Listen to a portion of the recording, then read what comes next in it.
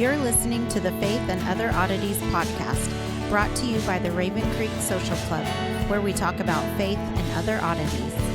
For questions, comments, or to be part of the conversation, join us on Facebook, Twitter, and Instagram, where you can find us at Raven Creek SC. Now for your hosts, Emily Dixon and Nathan Underwood. Hey everyone, welcome back to Faith and Other Oddities. Back in the studio with Emily, of course.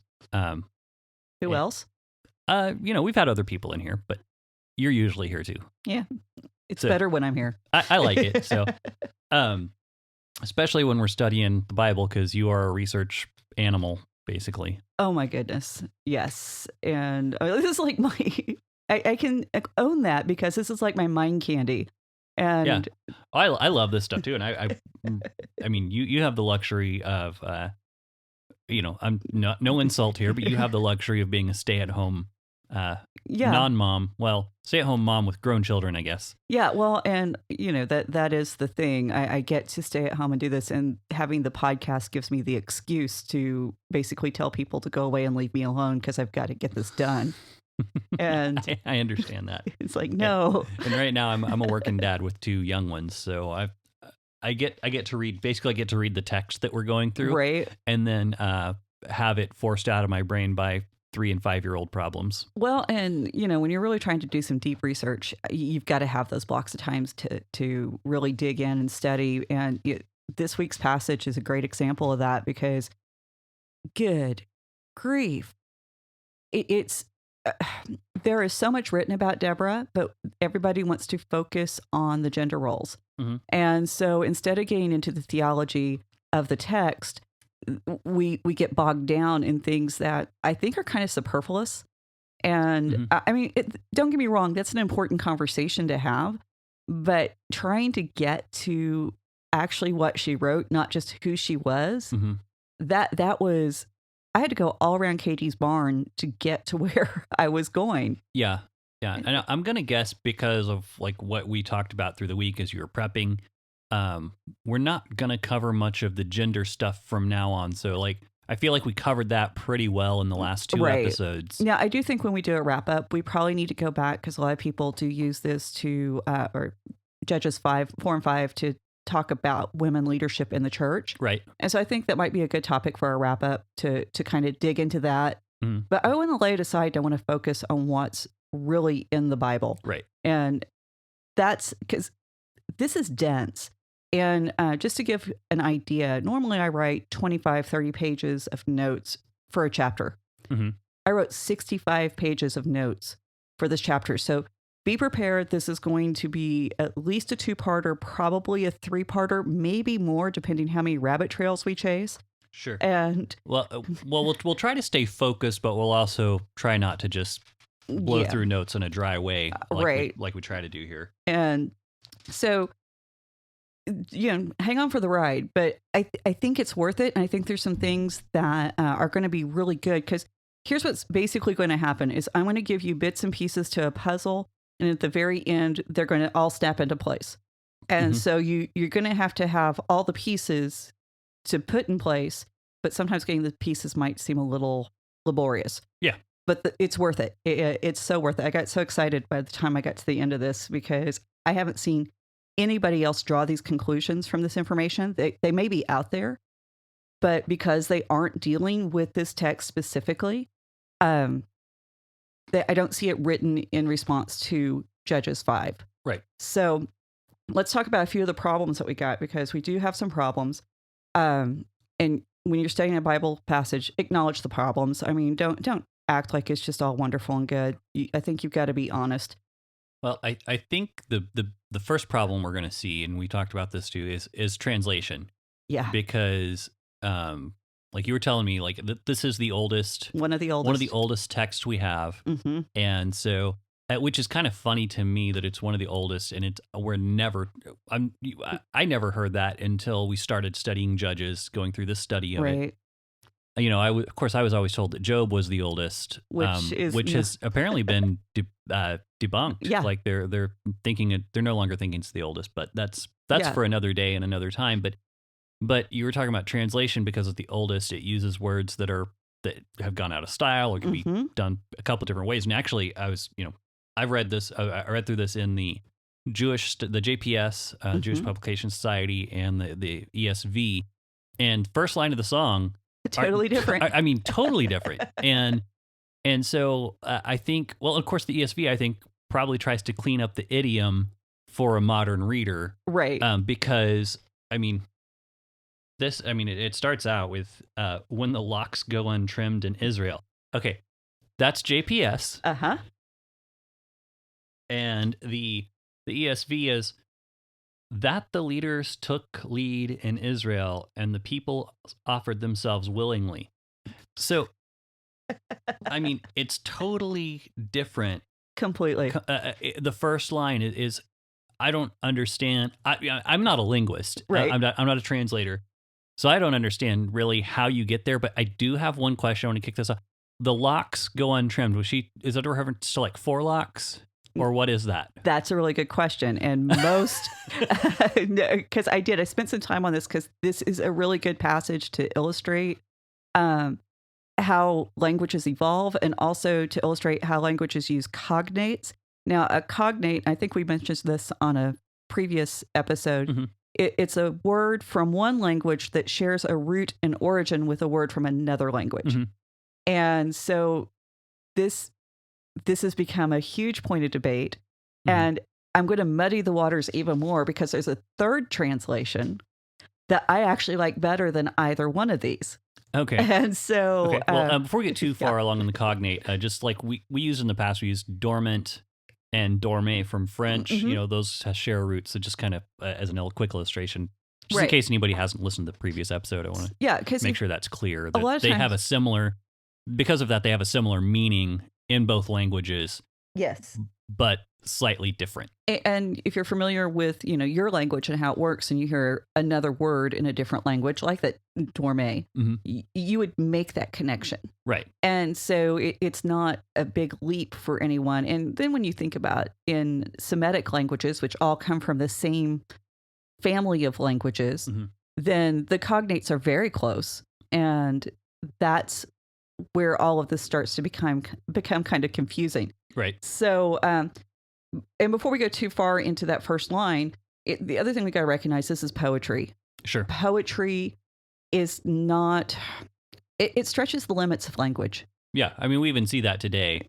Oh, yeah. And there was when you said that last night, there was a poem I thought of that had just a whole bunch of and I actually kind of see this in Shakespeare a lot, where he uses a phrase that has two meanings for humor or to get you thinking about what it is. Well, and how many new words did he come up with on his own?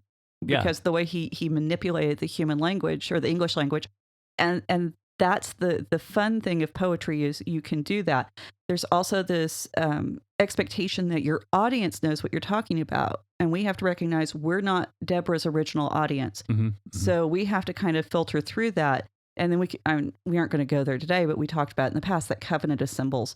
It's very, very important in poetry. And we don't have that with Deborah. Right. So that's something we have to pick apart.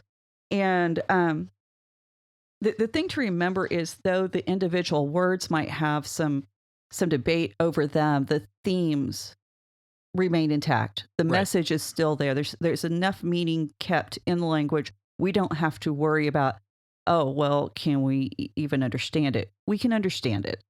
But there is, like you said, that first opening line. Well, actually, the first opening line is, on that day, Deborah and Barak, son of Abinoam, on that day. Oh, sorry. I'm trying to say this all together. Then sang Deborah and Barak, son of Abinoam, on that day. Deborah, you'll notice. No, what translation? That's the ESV. Okay. So the reason why I'm bringing that up, notice that Barak sings. He sings there with her. Deborah doesn't have a male qualifier. Barak does. So when we're talking about elevation and status and who's important in here, Deborah is definitely the lead person in this song. She's the one singing. The text support this. So we also need to remember she's a prophet. And as we go through this, she's going to be using prophetic language. Poetry is prophetic language. This also echoes Exodus 15:1. Mm-hmm. Yeah, you mentioned that. Almost the exact same language. The fact that it says on that day means that it's been spoken at the time of Deborah. Deborah said these words. Right. So I want to reaffirm that this is not something that was written later. The Bible attests to the fact that it is her words, and it is that old. Right. So. Now, what I was going to ask is, which translation is it that you like? Is it your own, or is it a translation that's out there? Okay, not my own. Okay. I don't think you're going to find it in any translation that you're going to go to the bookstore and buy. Okay. I've looked for it. It is based on, and I'm looking for his name here because, Thomas F. McDaniel, PhD, Professor Emeritus of Old Testament Studies at Palmer Theological Seminary. Okay, so he's got some credentials behind him. Yeah. If you look at the translations that are out there, just three, the ESV, the leaders took lead in Israel.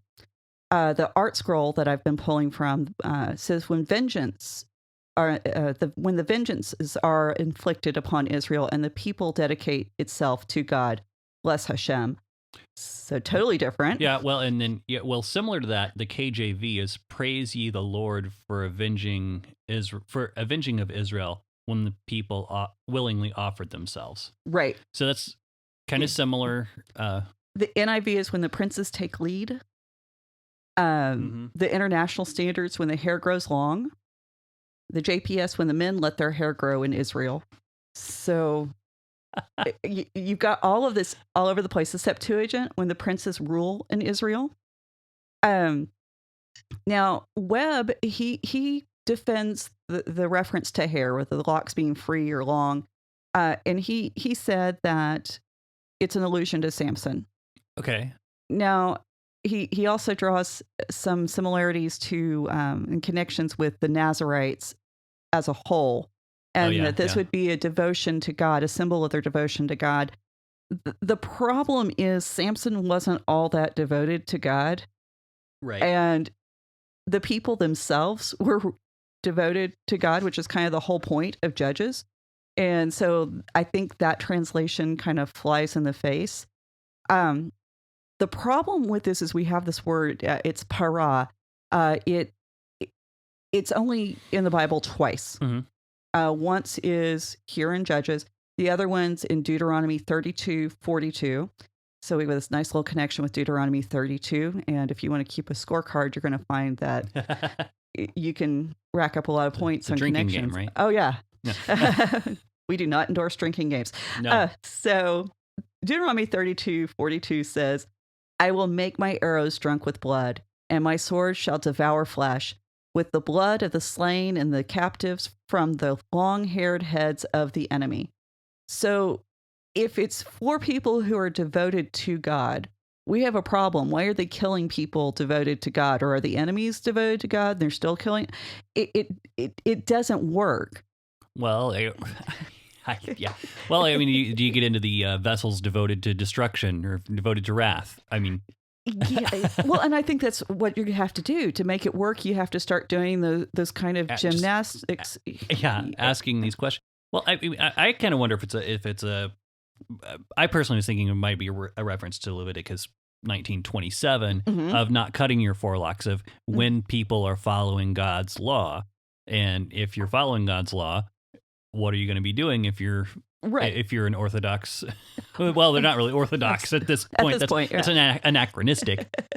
But you know what I'm saying? Like if you're devoting yourself, then you're not cutting your forelock. So it's showing that, hey, we're following what we were told in Leviticus. Yeah, and but again, in Judges, nobody's doing that. I mean, the whole book is about how messed up they are as a people. Well, I mean, yes, it is. It's about how messed up they are, but it's also, we have people who are raised up as judges, and the people do follow them for a time to save Israel, because you have these people going, no, this is what we need to do.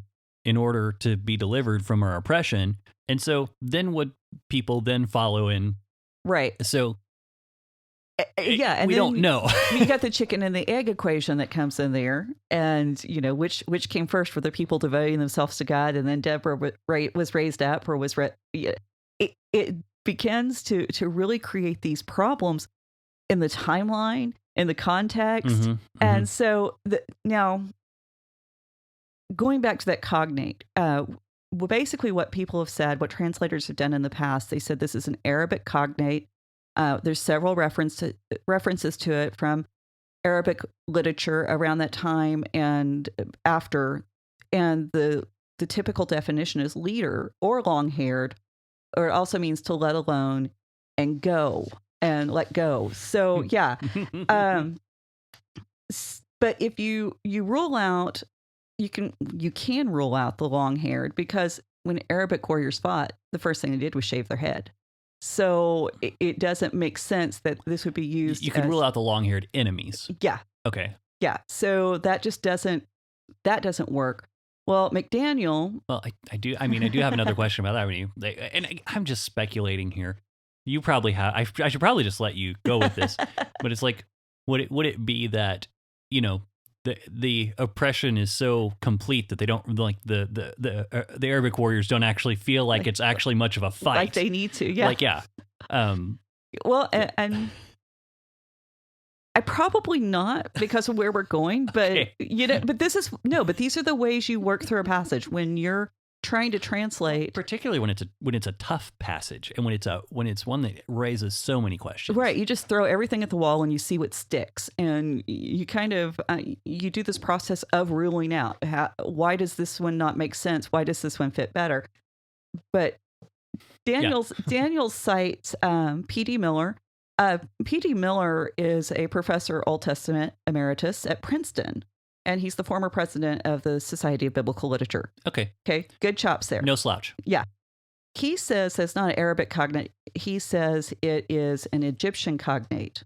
Okay. And he cites Papyrus Anastasi 28:23. It says, "I know how to hold the reins more skillfully than thou. There is no para hero champion," is how it's used there. Okay. "Who is my equal." So wait, that's his translation of that? No, this is from an Egyptian. Oh, okay. So it's the same word. Gotcha. It's a play on the word Pharaoh. Okay. And Para'a, Pharaoh.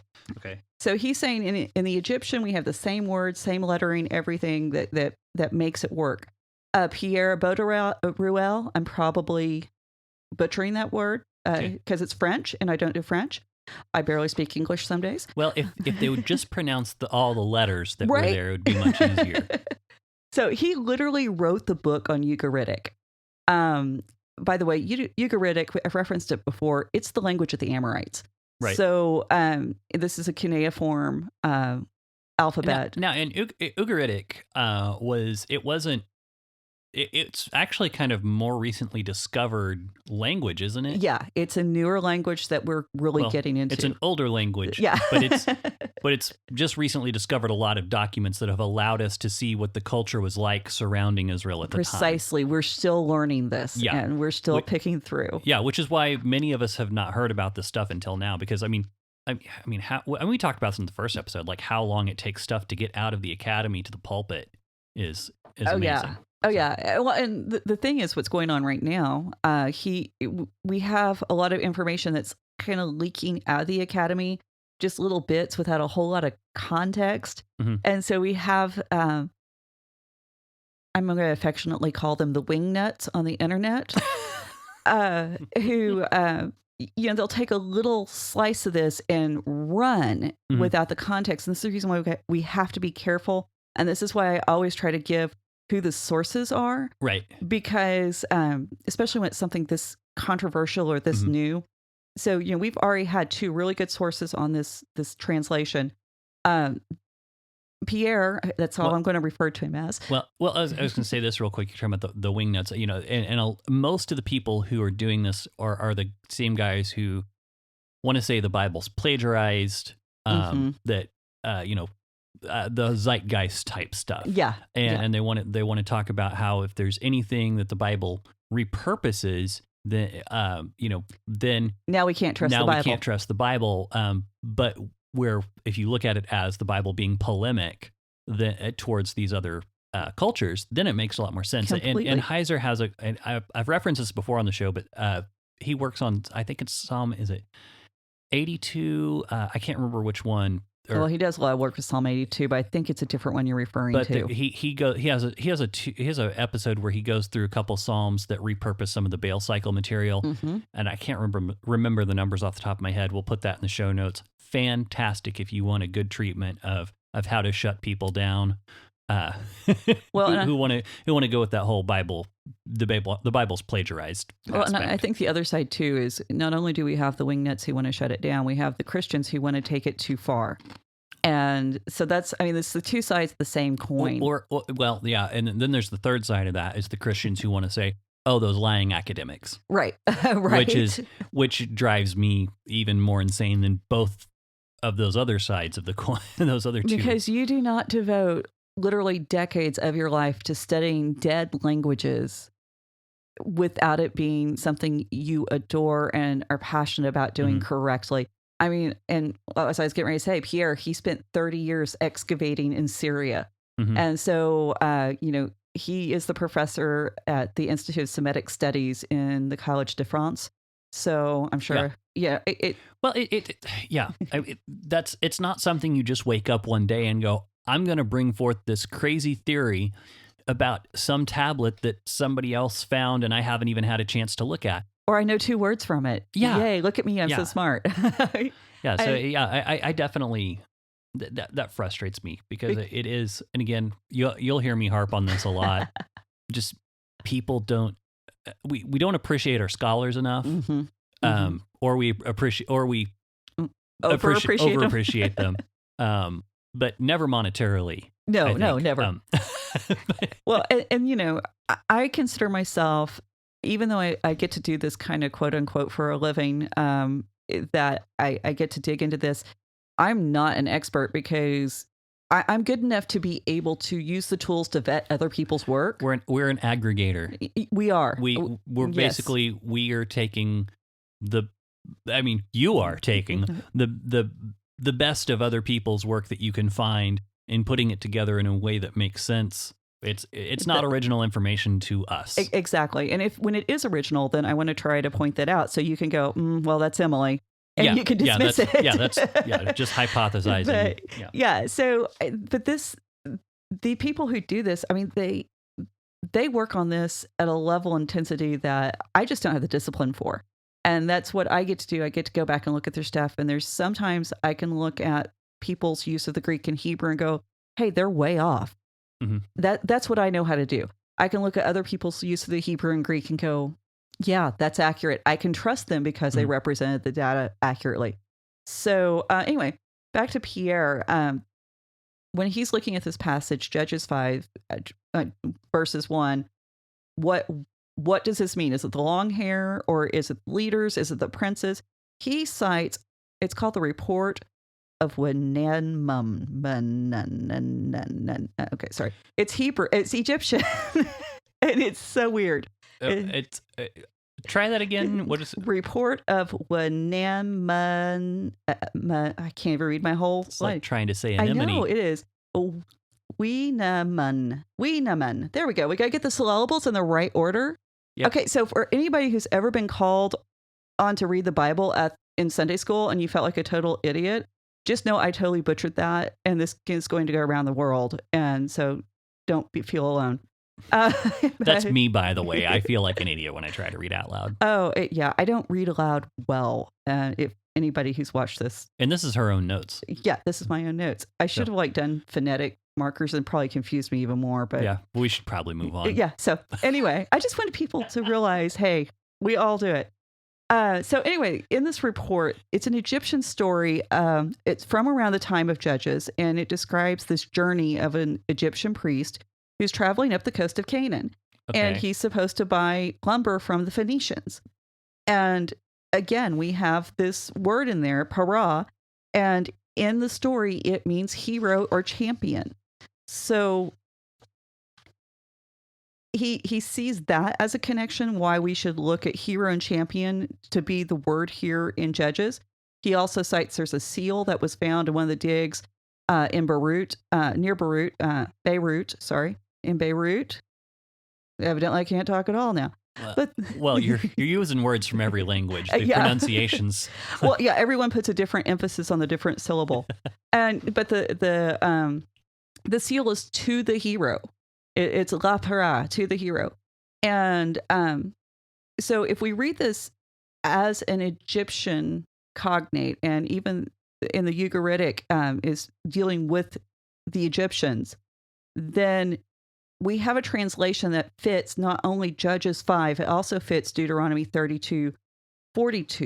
Mm-hmm. So, because now we have, it would be translated like this from Deuteronomy, from the heads of the heroes. The arrow is going to be drunk with blood from the heads of the heroes. Now that makes a lot of sense in English. We can follow that. Because of the way it's used in Judges, it's when the heroine calls for heroism. Okay. So now we're focused back on Deborah's role and the fact that she was the one who kicked off this movement to lead the people into battle. And again, we've got some good minds supporting that. But the question really comes down to, are you looking at an Arabic cognate, or are you looking at an Egyptian cognate? And those are the kinds of things that scholars wrestle with. Mm-hmm. And by the way, most translations are not done by one person sitting in a dark closet. There's committees, there's debates, there's discussion. I think the fact that ESV, the way they translate it, ESV is very, well, it's not always the most literal. No, it is very literal. They're not the kindest to women. Okay. There is a bias against women in the ESV. So they lean more complementarian, is what you're saying, in the way they translate. Yes. So you kind of need to take that into consideration. Yeah, you're trying to be really nice about it. I am. Can you tell? Yeah. I mean, in ESV for the most part is a great translation. It's the one I go to. Yeah. It's the one I use the most of the time because it is so literal. So to not have a translation that really highlights the role of Deborah really isn't that surprising given the academic climate up until this point. And you have a really hard time getting translators sometimes to embrace new translations because people, I mean, if you mess with some of those iconic verses, in the beginning, God created the heavens and the earth instead of when God began to create the heavens and the earth. Mm-hmm. You're going to have a riot on your hands. Right. So, some of that's our fault as consumers. Some of that is companies wanting to make money. Some of that's just... Well, yeah. Well, it takes a lot of money to put together a Bible translation. Mm-hmm. I mean... And years. Yeah, a lot of money and a lot of time. And so, yeah, you do have publishing houses having to go, we don't want to take a loss on this because we want to be able to continue to print books. Yeah. And so I think we need to kind of pay attention to that and understand there is some wiggle room in the translations because it's not, you can't just do an exact substitution. It's not a code. Right. A doesn't equal Z or any of that. The languages are fluid. There's a lot of gray space. And it's hard if you've ever done any translation work trying to find the exact word in English to put in there for another word and not have to spend 3 pages trying to explain what that one single word means. Because sometimes you can do that, as I've kind of demonstrated. Yeah. So anyway. Yeah, because I mean, we're on verse 2. 2a.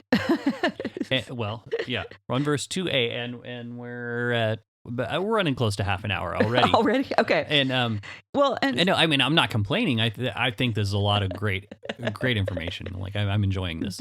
And that's, I wanted to use this because it is such a great illustration of the translation process and the things that people go through.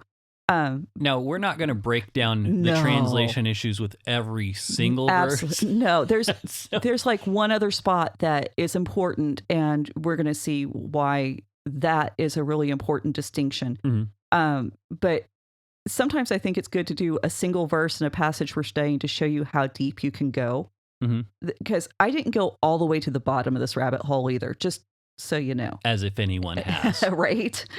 So, if you translate that, when the heroine calls for heroism in the land, and then you go into the second line, the people offered themselves willingly.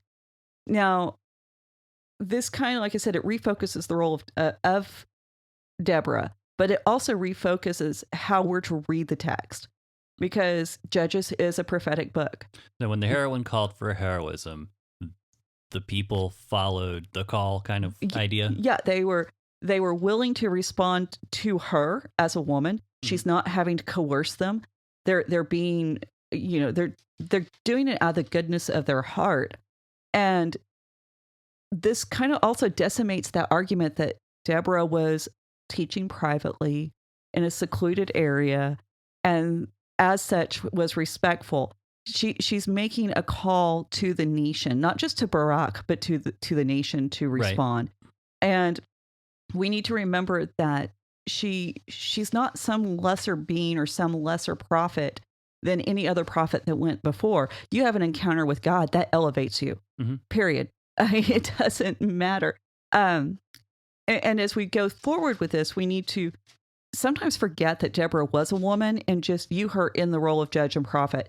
And we need to do that with the supernatural in mind, because the rest of the song, as she goes forward, what she's going to be doing is she's going to be revealing the supernatural aspects of what's happening. We already know what happened in the battle. We've got the facts in chapter 4. We don't need that repeated. Right. But we don't know what the spiritual reality behind it was going, what was behind it was going on. And so she's going to pull this back and allow us to see kind of behind the scenes. And, and I was really disappointed with the theologians who have not picked that up, because as a prophetic word, you do have a lot of theology in here. So, well, and I kind of, it's like squabbling over who the best seat at the table, right? Instead of actually just sitting down and eating the food, right? Being okay with the fact that you're being fed. Yeah, and that's where I think the egalitarian, complementarian, like we've already mentioned, that argument has just taken us away from the theology that's involved here. It has, and okay. Now I wasn't surprised when I saw complementarians just kind of glide past it. I get that. I mean, it opens some cans of worms that they may not want to deal with, and that was to be expected.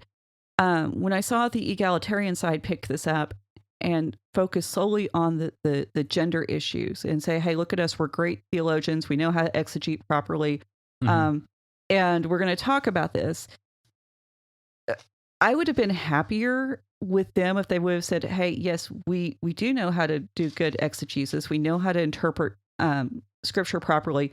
Watch us treat this passage with honor, and watch us actually deal with the text and not just our own bias and agenda. Again, probably somebody out there who's done it, not a whole lot of people. Right. And if you're going to show that you have chops as a good interpreter, a good translator, then show me you know how to deal with the material at hand.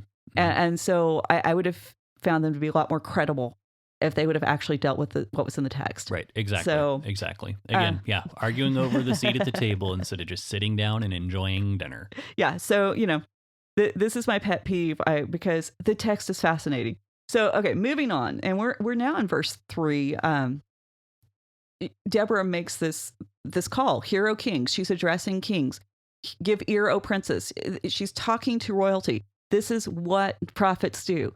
Matter of fact, there's some arguments that real prophecy, as far as formalized prophecy, did not come into being until the monarchy was established, because the role of the formal role of the prophet really takes off with Saul and with David. And basically, to continue that argument, is that when the monarchy dissolved, then the prophetic office was dissolved. I don't agree with it, but I see why they get it. Sure. And so she's very much in line with what we would expect a prophet to do, to speak to kings and princes. But there's no kings and princes of Israel at this point. Right. So she's actually calling on the Canaanite kings. Mm-hmm. She's calling on the kings around them and saying, hey, you need to listen up. That's the very least. She may actually be calling on the spiritual powers behind the kings. Mm-hmm. And because when we have this language of nobility in the Bible, a lot of times it's not really dealing with the person.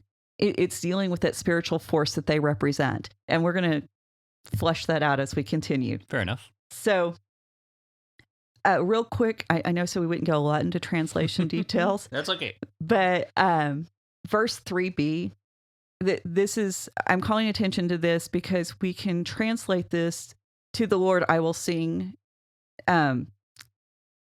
There's an argument here, and again, it's picked up by McDaniel.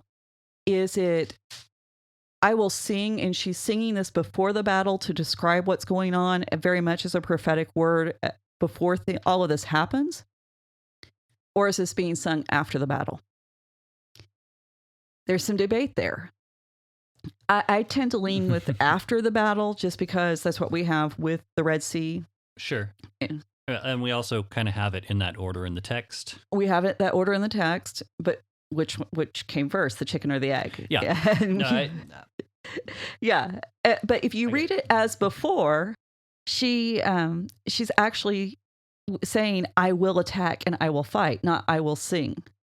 And I'm not going to get into all the cognates, and there's a possibility of a scribal error in here. But McDaniel claims that some of the stuff in the narrative passage should be in the song, and some of the stuff in the song actually should be in the narrative passage. He thinks that there was some kind of mix-up with the way it was written.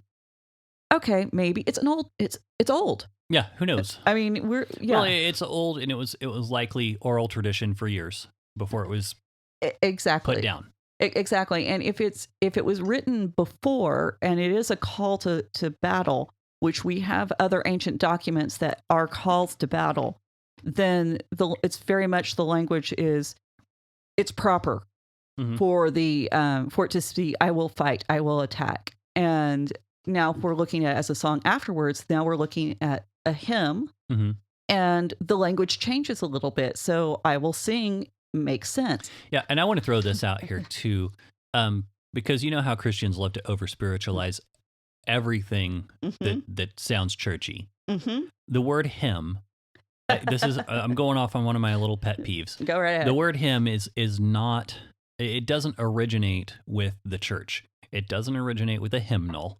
But that's all I know. Yeah, well, and that's the thing. Like, a lot of people don't realize this. A hymn was a song, kind of an ode to someone's works. It was like the story of someone in song.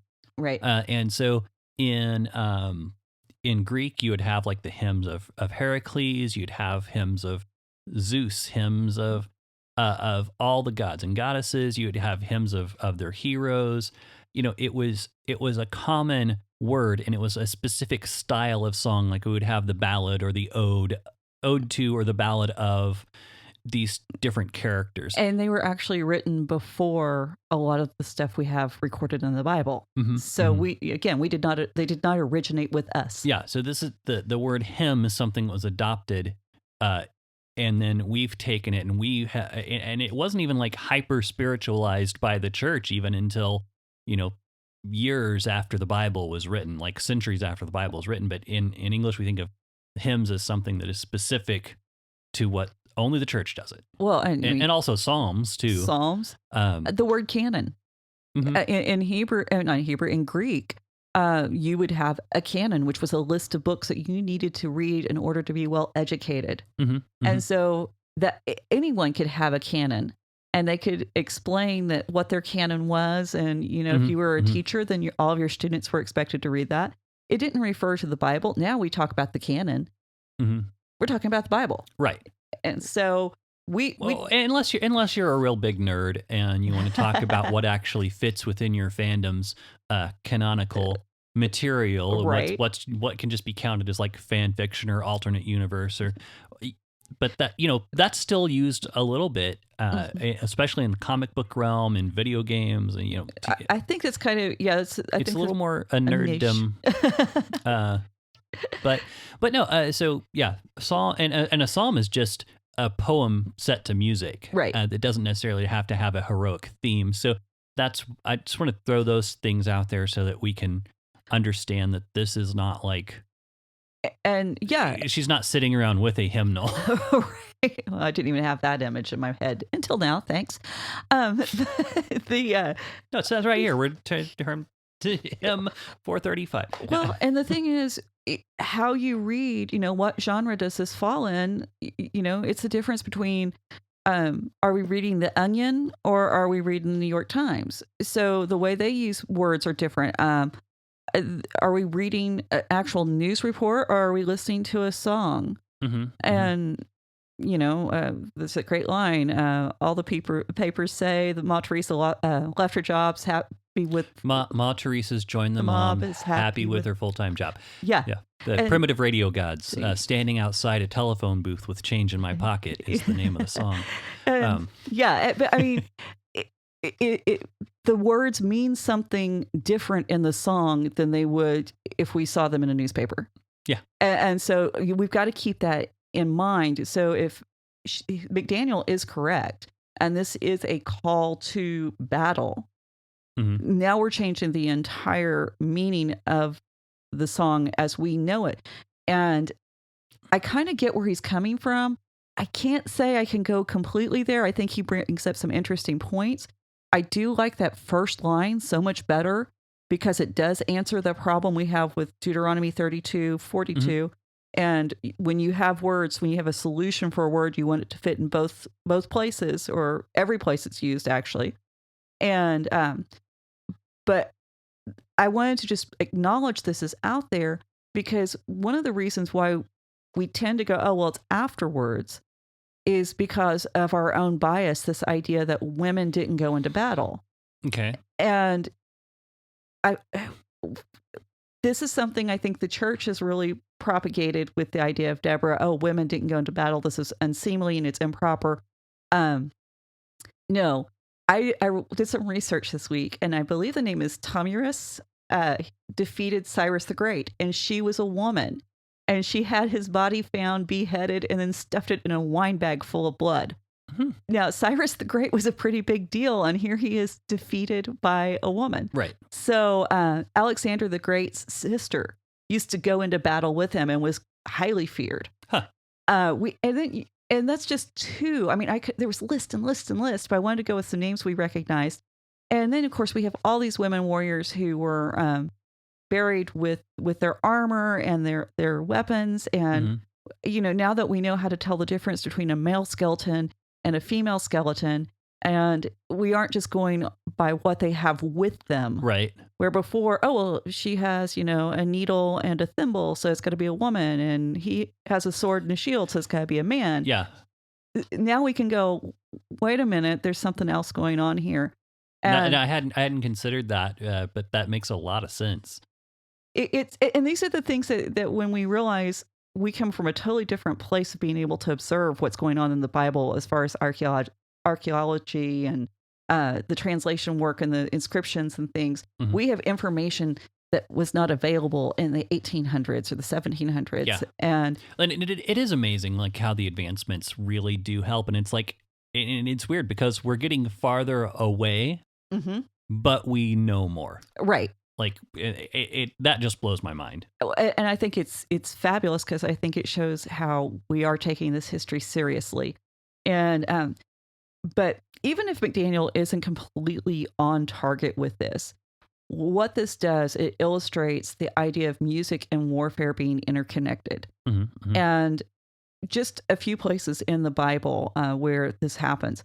Fall of Jericho. I mean, we know that one. That's Joshua 6. Yeah. Saul and the evil spirit, when God sent it to torment him, and he couldn't be a king and lead his armies. Right. And David gets sent. So that's 1 Samuel. And then David and the women after he fights Goliath. Yes. Which the Yama Ensemble has a fantastic rendition of that. You can find it on YouTube. That will be in the show notes. I love that one. We need to do that. I hadn't thought about that one.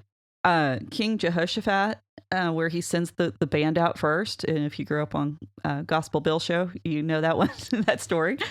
The Levites, they're musicians and warriors. Mm-hmm. As a class, this is who they are. I mean, they guard the temple. They are not just in there, performing these holy rites as we tend to think of them as very somber, kind of symbolic. Mm-hmm. They have swords. They're willing to strike down whoever is going to desecrate the temple. Mm-hmm. Mm-hmm. But they write the Psalms, and a lot of the Psalms that we know are were written by them as attributed to them in the Book of Psalms. The entire Book of Psalms. How many times is there warfare described in the Book of Psalms? Yeah, no, I think that kind of gets the that's a good smattering of it's of all ideas. It's all over, and it's important, and that we recognize that warfare and music is connected, because it reminds us that warfare was not just about battling two individuals or mm-hmm. two armies. It really is about this cosmic spiritual side of things. Right. And so, if I keep repeating that this is a prophetic book and it's talking about the supernatural, it's because I really want people to get that. And we're going to get there. But Deborah's very artfully using her words to hint at the direction we're going. Mm-hmm, mm-hmm. And it's amazing. So, moving on, verses 4 and 5. This is a statement that echoes in another passage in the Bible, and we're going to look at those. And it says, "The Lord went out from Seir. When you marched from the region of Edom, the earth trembled, the heavens dropped. Yes, the clouds dropped water. The mountains quaked before the Lord, even Sinai before the Lord, the God of Israel." Mm-hmm. So the important terms there are Seir, Edom, earth trembling, the heavens dropped, the mountains quake, and Sinai. Those are the main things we want to look at, because, again, disputed passage. We're dealing with an old passage. We're dealing with poetry. Mm-hmm. The first way to read it is the Jewish interpretation. And the Jewish interpretation is that Deborah is looking back and calling the people to remember what God did in the past at Sinai. Mm-hmm. The second way to read this is as a description of the battle, as we had already talked about. Now, remember, chapters 14 didn't give us any description of the battle. We know God, rooted everyone out before Barak, and that was the end of it. But the language is repeated in Psalms 18, 7 through 15, Psalm 68, 7 through 10, 77, 16 through 20, 97, 1 through 5.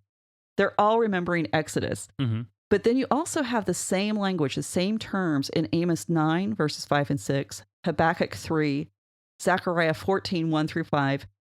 We'll put these in the show notes if you want to go back and look them up. Right. But these all look forward to the day of the Lord.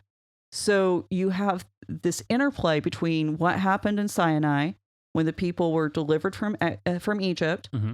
and then you have this looking forward to when God delivers the entire earth from oppression. Mm-hmm. And it's always the same language.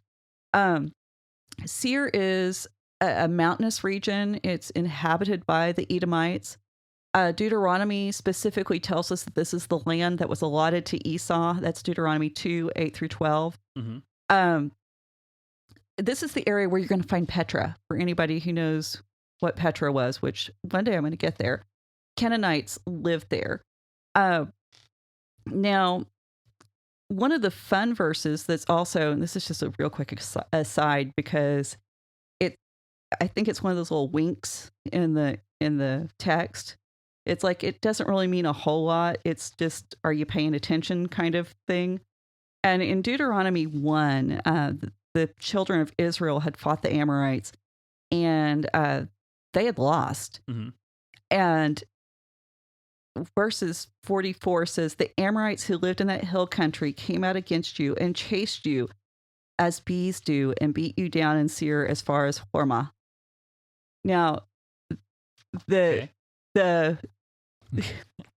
we have this mention of seer, but they're chasing them like bees. Okay.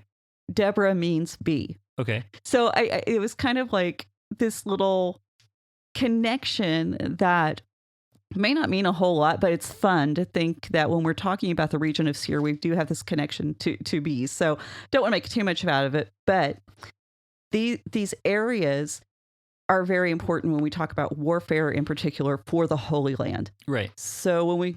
Now does this have anything to do, because I know that, I've been listening to Heiser talk about Exodus, and there is that tradition of what's called the March from the South.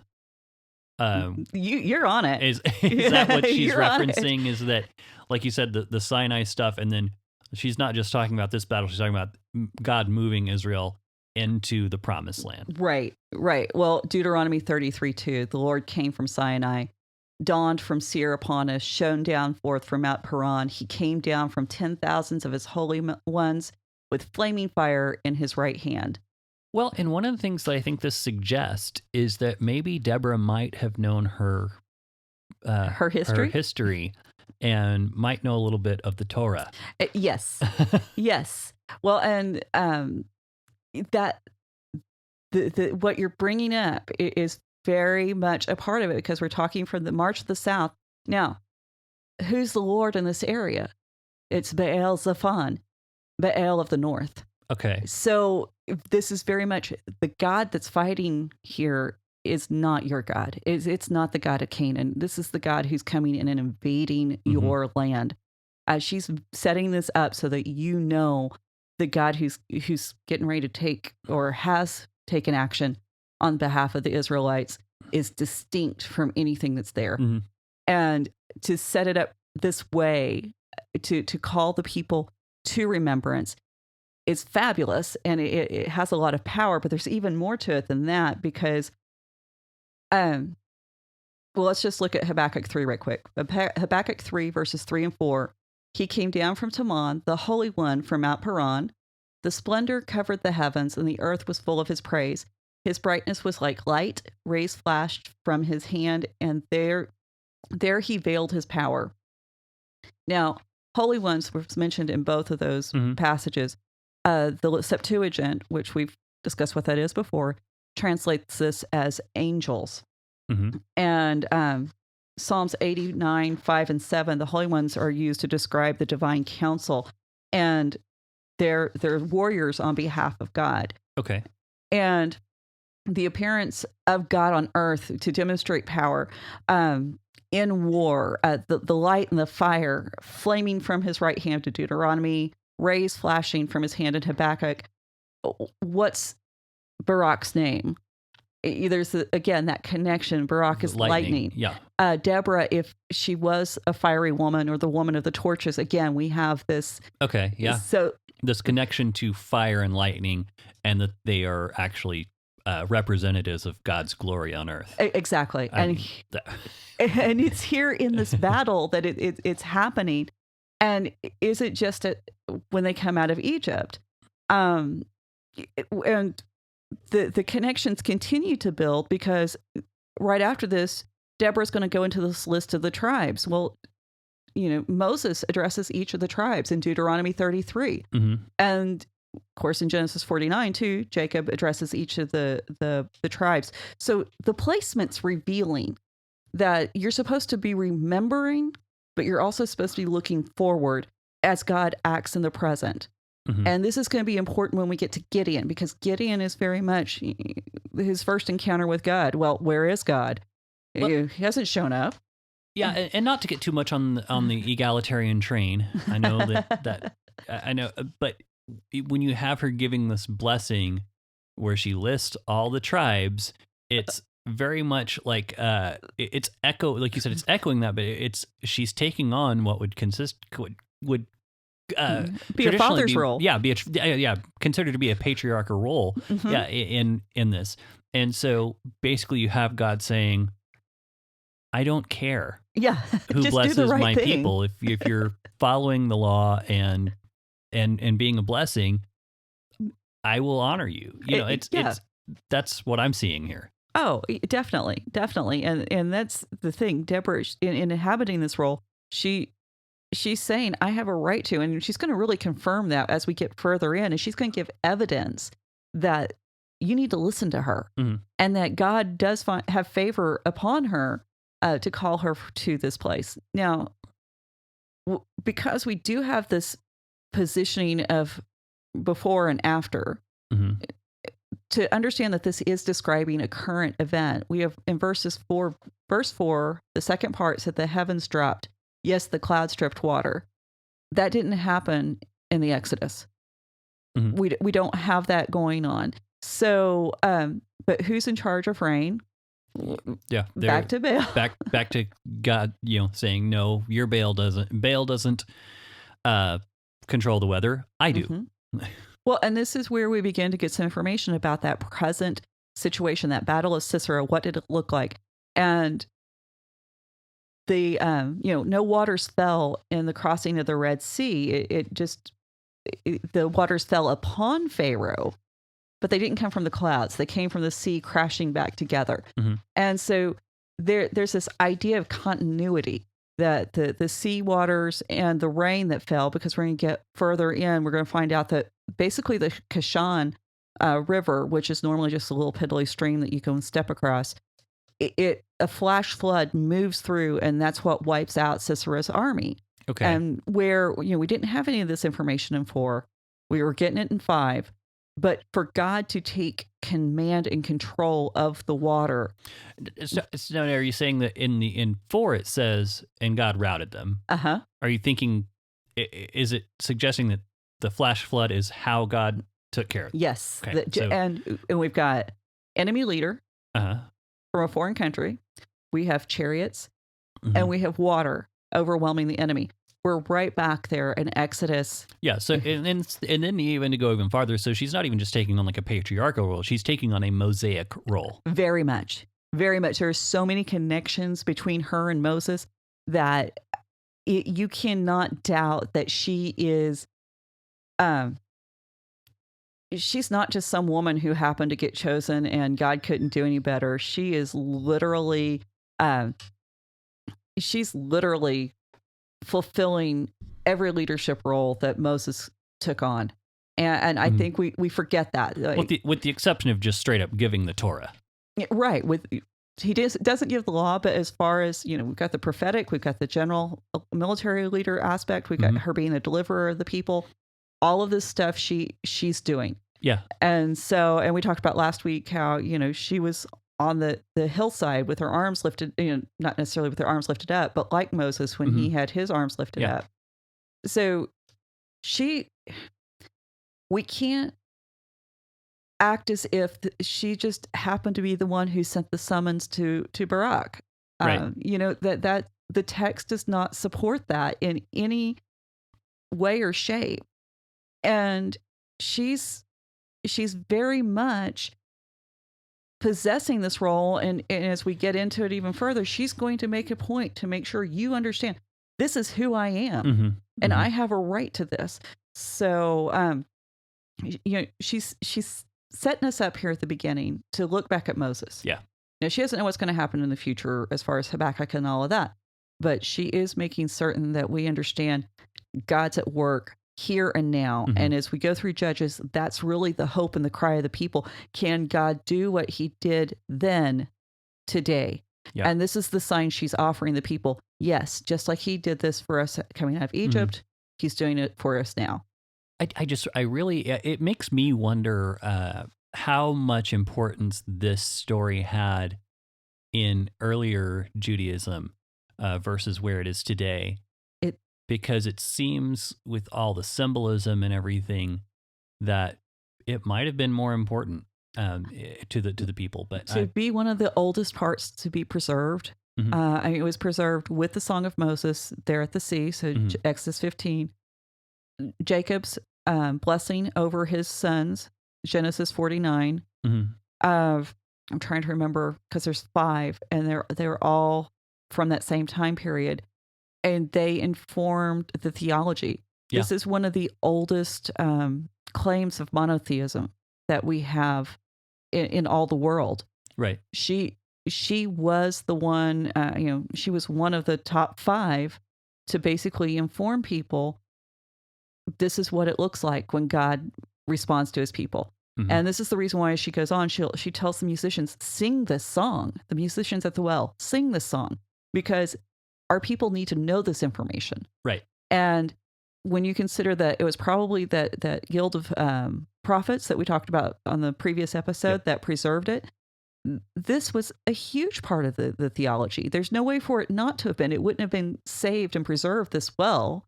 And I know we're talking about translation problems, but it really has been preserved well. Right. Yeah. If it hadn't been important. And I think we overlook that. And just a real quick side note, if you're going to preserve the words of a woman to teach, then you're saying it's okay to have women teachers. You're saying it's okay for women to explain spiritual truths to men, or we need to just completely cut these pages out of our Bible.